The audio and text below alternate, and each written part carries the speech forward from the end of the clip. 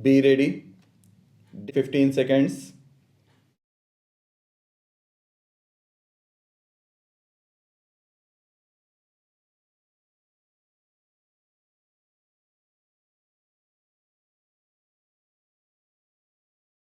Sir, a time has come when we should consider and revise our attitudes towards the problem of agriculture and agricultural development. If agriculture does not develop, our country cannot make any progress and we can neither become an agricultural power in the world nor we can become an industrial power. Sir, there are large potentials in our country to become an agricultural power in the world, and we can not only meet our own requirements but we can also be one of the major exporting countries in Asia. For this purpose, it is necessary for recasting the priorities and also for a proper allocation in budget. Sir, only rupees 200 crores was budgeted for rural development. It is a very small figure and it cannot even give employment to a few thousands in the rural side. The allotment for irrigation and other purposes is also not sufficient. But, sir, in order to give proper emphasis to the department, in my opinion, it is necessary to have a separate budget for the agriculture ministry as we are having for the railways. Although traditionally this system is being followed. But for agriculture, on which 70 to 80% of our population depends, and which is the major stay of our economy, there is no separate budget. It should be given the pride of place, and we should have a separate budget for agriculture. Similarly, there is no reason why the Department of Cooperation should be tagged on to the Agriculture Ministry.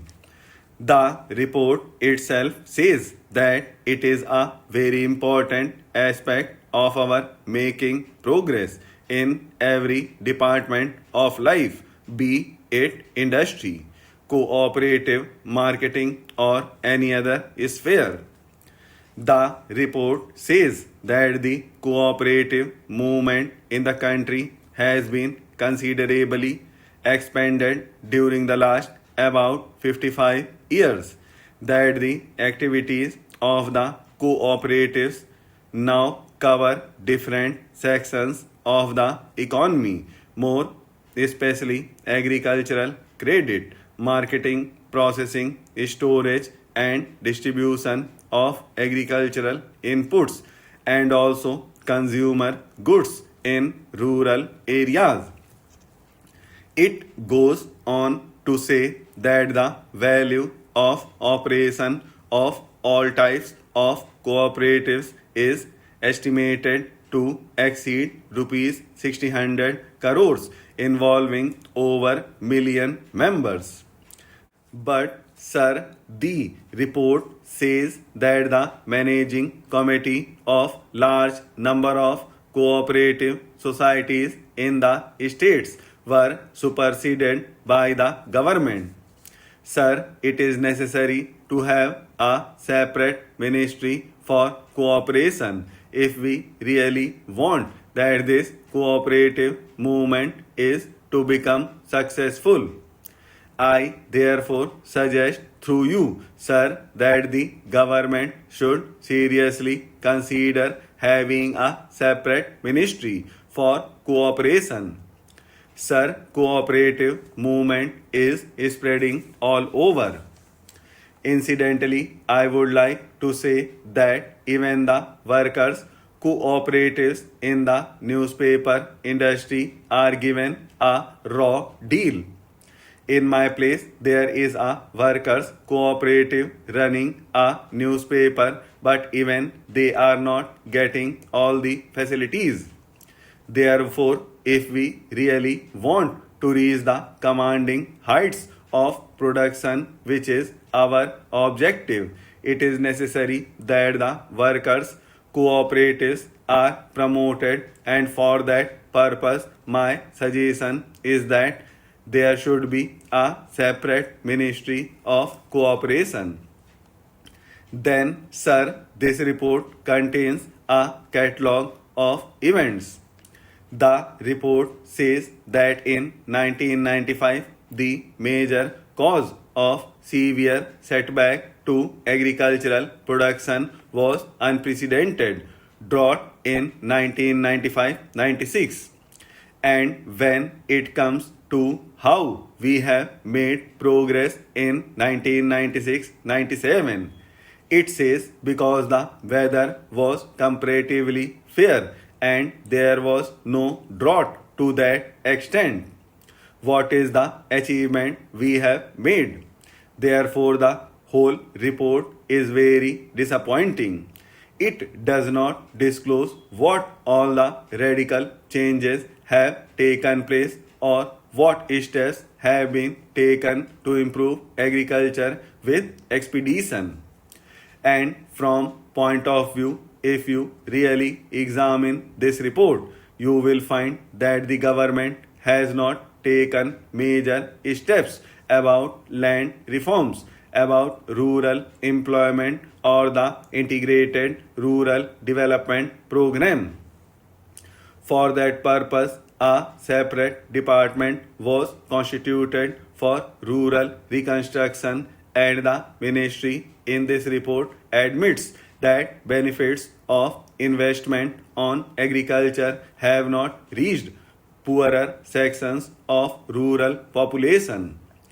The report begins like this. It was felt, therefore, that exclusive special programs for the exclusive benefit of poorer sections of rural population are required if the objective of distributive justice was to be achieved, and then after giving the number of agencies which are working, the report has not revealed what rural employment was given in the year 1995-96.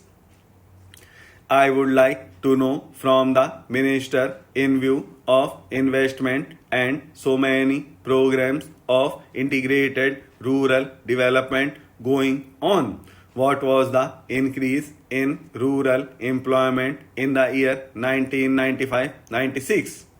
The report itself is astonishing in another aspect. It says that land reforms are being implemented, but the land reforms implementation paragraph in the report is interesting. It is only the lip sympathy which has been shown by the government.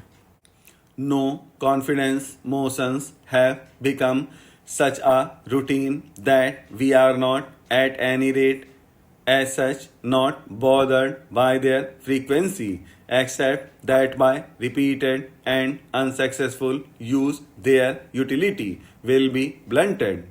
Though we have been in full power, we have brought this country to a stage where in many states there are government of non-Congress nature, either headed by single parties or by coalitions. This in itself is proof that we do not want to cling to power, that we do not want to act undemocratically. The fact is that the Congress party allowed the constitution to work.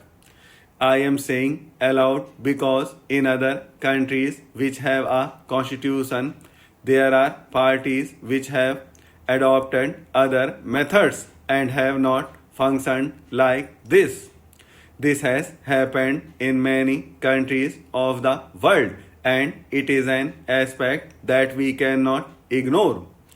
There is a changed situation in India, but it is not a sudden change. We seem to think that because there was an election, a sudden change has come about.